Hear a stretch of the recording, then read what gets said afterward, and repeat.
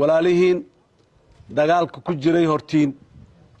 meel fiican ayaad ka soo gaarteen maanta dhulka Soomaaliya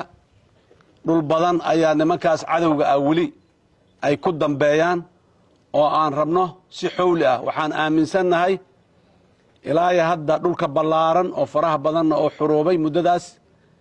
dhulka dhimani sidii hore si ka sahlan muddo ka kooban oo ka gaaban dib iyo culays intii hore ka yar inuu ku xuroobi doono haddii alla yiraa sababtoo ah xooggiina aan caadiga ahayn ayaa ku soo biiray oo hadda sii kordhinayo muxuu ahayd waxaan rabnaa sidii aad hadda ka hor labadii jeer oo aan idinkugu imiday xarihiinii tababarka Eritrea aad iigu muujiseen igana ballan qaadeen oo ah dalkan iyo dadkan walaalihiin iyo waalidkiin ah iyo dalkiina oo idinku baad ogtiin dal kale inaadan lahaynina in ay dadkiisuna sharaf iyo karaamo kula noolaadaan isaguna dal sharaf iyo karaamo leh adduunka laga aqbalsan yahay oo noqdo intaas ahayd intaad mar walba aad ballan qaadi jirteen markaan u sinimaado maanta tiyo aad xaqiijisaan ayaa la idinkaga joogaa waa run dalkaasa dalkiina ah dawladdaas tabarta daran maanta oo laakiin dawlad ah ayaa dawladdiina ah waa run askari caadi oo caalamka iyo dalalka meel kale joog wuxuu u baahnaayo dhan inaadan haysanin ama aadan heli karin laakiin waa idinka kuwii soo saari lahaa askarigu inuu wax allaalay wuxuu u baahan yahay qalab iyo technology iyo maxaan ku radaa awood inuu haysto iyo noloshii u baahnaa intaba inuu haysto waxaan naga hortaagnay nimanka cadowga ah waa yeelo karnay horena waa u lahaa jirnay oo waana la garanayaayo aabbayaashiin iyo adeeradiin iyo abtiyaashiin ciidanka xoogga dalka Soomaaliyeed ka tirsanaa waad ogtihiin noloshii iyo karaamadii iyo sharaftii ay ku noolaayeen ay dalkan iyo dadkan dhexdiisa ay ku lahaayeen maantana intii aad ku leedihiin idinka iyo kuwa maxaan ku yiraahdaa frontiga jiro taliyaha ciidanka xoogga dalka Soomaaliyeed General Odawa waa kan garabkayga taagan taliyaha ciidanka dhulka General Biixi waa kana bidixdeeda taagan laba nimoon har iyo habeen aan hargalin geeskaas iyo maxaan ku radaa tuuladaas iyo buurtaas iyo maxaan ku radaa hawdkaas inta 24 saac taagan ayagoo janana ah mas'uuliyiin ah xafiisyo air condition la intay iska fariistaan awaamir muxuu raadiya inta kor u qaad saas la yeelay meeshooda ka dhihi karay ayaa waxay door bidaan inay inta baxaan ay muxuu ciidanka dhex istaagaan frontiga ay tagaan askariga jooga ay la joogaan idinkuna inta aad joogtaan sidaas un baa muxuu ahay noqon doonta aniga baxay oo tagay frontiga iyo meesha ay taagan tahay madaxweynaha tahay xagee u socotahay maxaa muxuu ahay ku dhex geliyay askarta iyo wax badan la yiri laakiin maalintan ugu farxad badnaayay ahayd maalintaas ciidan Soomaaliyeed oo guuleystay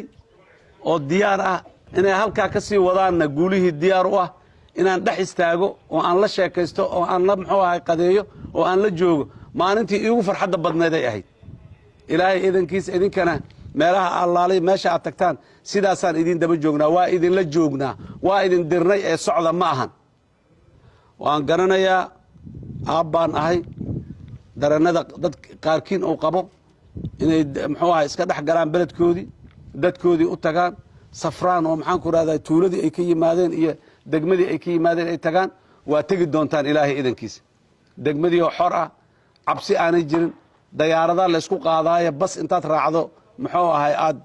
magaaladaadii iyo tuuladaadii aad si tartiib ah adoo fasaxa u tagaysid waayo waxaan u taaganahay inaan gaarno haddii alla yiraa maanta ma haysano diyaarada lagu cararaya baska jidka lama hubo inuu guulaysan inuu geynayo in kale ma miinaa la qarxi doonto ma dhexdaa loo istaagi doonaa ma garanaysid maalin waxaasoo dhan intaan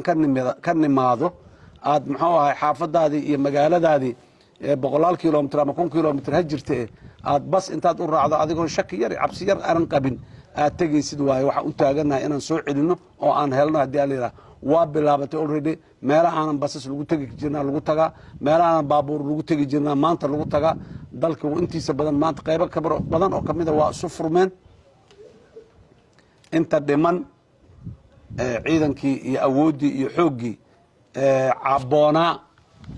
maxaan ku yidhahdaa intaasoo dhan maana la geeyo maana la qaado maan maxaan ku yidhahdaa aan tagno dalkeenni iyo dadkeenni maan u tagno inta aad lahaydeen maanta baryihii lasoo dhaafa ayay qadarneyd inaad soo gaartaan waa soo gaarteen hadda waxaa la rabaa in la idin hadiyo dadka dhan waxay soomaalida maanta joogto waxay aaminsan yihiin ciidankaas hadduu yimiday bes waaye shabaab waa u dhammaatay annaguna waa aaminsannahay idinkaa marka waxaa idin jira xaggiina maxaa jira inaad ka dhabaysaan waa hubaa jidkaas haddaa ku dhaqaaqdaan shabaabka hortiin waa kasii kala cararayaa oo muxuu ahaay in badan uguma tegi doontaan meelaha ay joogaan haddaba sida waaye ciidanka xoogga dalka soomaaliyeed meelaha hadda jooga markay dhaqaaqaan shabaabka waa sii cararaa muxuu ahay ma suga berihii horaa dagaaladu ay aad u adkaayeen laakiin hadda waa dabakac laakiin cadowgu waa nool yahay hadduu cararay xataa cadowgu waa nool yahay waa joogaa wuu soo noqonayaa berri damba uu soo noqon karaa dadku ku dhex dhuuma kara wax kasoo samayn karaa nimankaas waa wiilasheennii waa walaalihiin waa la qalday nimanaa khalday qalad u sheegay qalad ka dhaadhiciyey waxaan rabnaa qaladka inay ka soo noqdaanaan rabnaa kuwii ka soo noqday waa soo dhoweynay waa nala joogaan qaarkood ciidanka amnigay ka tirsan yihiin qaarkood hay-adaha kale dowladday ku jiraan qaar guryahoodii iyo ganacsi waxbay iska galeen waa joogaan dembi ma laha dalkaanaa dalkiisi ah kii laakiin wixii baas maskaxda loogu shubay haysto ee dadka soomaaliya inay cadow u yihiin qabo oo inaanay diin lahayn ay gaalo yihiin qabo oo in la laayaahi ay maxaanku idhahdaa janno lagu gelayo qabo kaasi waa kaan sheegno waa cadow aan dhahno waa cadow cadowna iska qabasho uu leeyahay muxuu ahay walaalasho iyo kaashi ma laha marka dhalinyara mar kale soo dhowaada dalkiini iyo dadkiini oo aad iyo aad idin dhowraya ku soo dhowaada ilaahay idankiis waad guulaysanaysaan waanad guulaysateen waad soo adkaysateen tababaro adag oo aan dad caadi aanay mari karin ayaad soo marteen waa ku adkaysateen waa mahadsantihiin waana guulaysanaysaan haddii alla yidhaah dowladda iyo shacabka eritrea na garab istaagay wakti aan garab istaagga u baahnayn xoog iyo xoolo iyo caqli badan idin geliyey halka ujeeddo ay ka lahaayeen keliyana ay ahayday inay soomaaliya kaalmeeyaan oo ay ka xurowdo cadowga aad iyo aad u ba'an ee dalkan iyo dadkiisa muddada dheer dullaystay mar walba iyo meer walboon taagannahayne inaan u mahad celinno annaan xusno magacooda ka caajisi mayna haddii aan la yidhaah aad iyo aadaa u mahadsantihiin sharaf badanaad leedihiin waa lidi dhowraayey xigmad nin abwaanaho soomaaliyeed uu yiriyaa jirto marka baadiyaha la jooga awraa la dhaansadaaho biyaha lagu doontaa sow maaha marka yacni asiga oo aad iyo aad ula waantamayo ayaa wuxuu yidhi ninka reer u dhaanshay ee dadku dhowrayeen ee dhexda owrkii kaga lumay reer dhammoo intaasoo qadsanaa ayaa biyo oo u doonay biyihii mugow owrkiia dhexda kaga lumayba maxaaba biyo oo keenaaba owrkii iyo haamihii iyo wixii saarnaaya ayaa dhexda kaga lumay waa laga ducaystaa marka ilaahay nagama dhigaa la yidhaah ilaahay idankiis ilaaya haddana ciidanka xoogga dalka soomaaliyeed magac iyo sharaf iyo haybad ayuu ka kasbaday ummadda soomaaliyeed ummadda soomaaliyeed oo dhanna dagaalkan sharaf iyo haybad ay ka kasbatay laanna nimanka aad maqasheenoo macwiisley la yidhaahdo waa niman shacaba oo geelooda ilaashanayey cadowgaani ou karay markii ay arkeen ciidankii oo dhaqaaqayana daba kacay oo ku biiray oo yidhi waana kana anagana cadowga aan iska wada kicinno soomaalinimaa lagu kiciyohaa cadowga maanta waktigaa soo gaabanayo aad markay dadku sidaa uga qayb galaan ilaahay idankiis